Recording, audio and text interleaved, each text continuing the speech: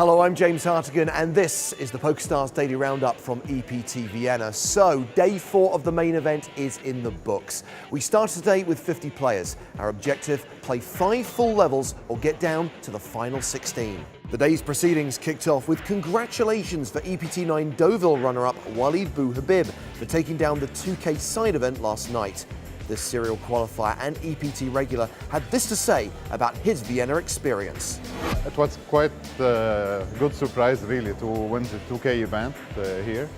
I was supposed to go back yesterday to Beirut, but my friends were insisting, everybody played it, so I decided to play it, and I really quite feel happy because I was really short stack when we were 3 tables, and then I managed to come back and to win this really nice tournament. So it went really like for 1 hour of play, and I decided most of the time he was really folding any big bet or any scary card, so I decided to play a little bit aggressively, and he went down for 12K when he shoved his queen jack against my 6s, and the 6s holded. I hit the 6 on the turn and I won the tournament. The high roller event kicked off today. This single entry tournament has steadily grown in popularity over the past 3 seasons. PCA champ Dominic Panker is in the field, along with fellow PokerStars players Theo Jorgensen, Marc-Andre Ladouceur, Jonathan Duhamel, Elke, Maxim Likov, and Eugene Kachalov. Panker is the defending EPT High Roller champion, and Kachalov took down the Eureka High Roller early this week, so both are looking to go back-to-back. But they'll have to get past the likes of Igor Kurganov, Max Silva, Sotirios Katupas, and Dan Jungleman Cates. The latter lasted less than half an hour in the main event here in Vienna, so he'll be looking to get more bang for his buck in this tournament.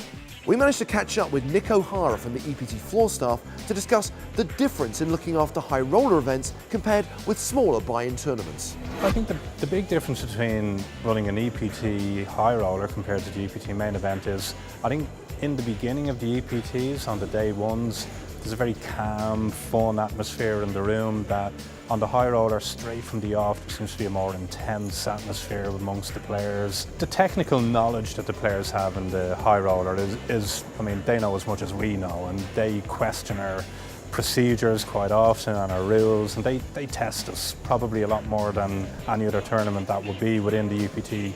I mean, those guys, they know what they're doing. They're not paying 10,000 into a tournament and they don't know what they're doing.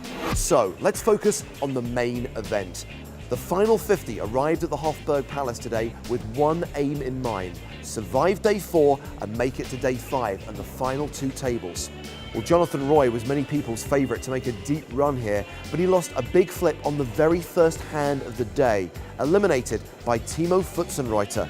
A great start for the German that continued as he knocked out Tim Davey.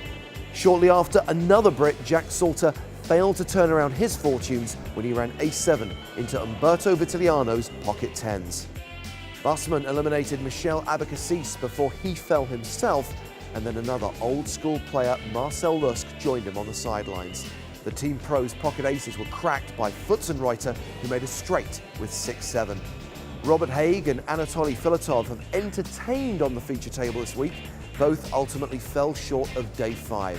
The former busted to Sebastian Trish, and the latter's ace-queen failed to hit against Stephen Chidwick's pocket 5s. During the last level of the day, Jude Ainsworth hit the rail. Last-wise, Stephen Chidwick had a last tangle with Dan Muriariu and busted, leaving the Romanian one of the big stacks going into day 5.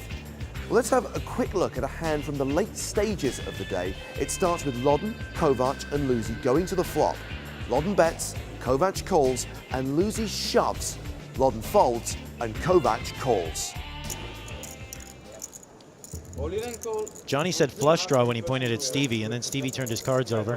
Good read by Johnny. Flush draw and a wheel draw. And an overcard.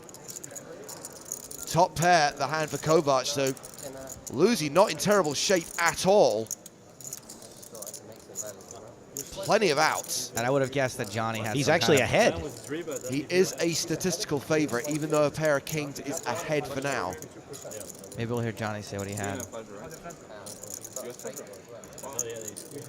Johnny says he had a flush draw.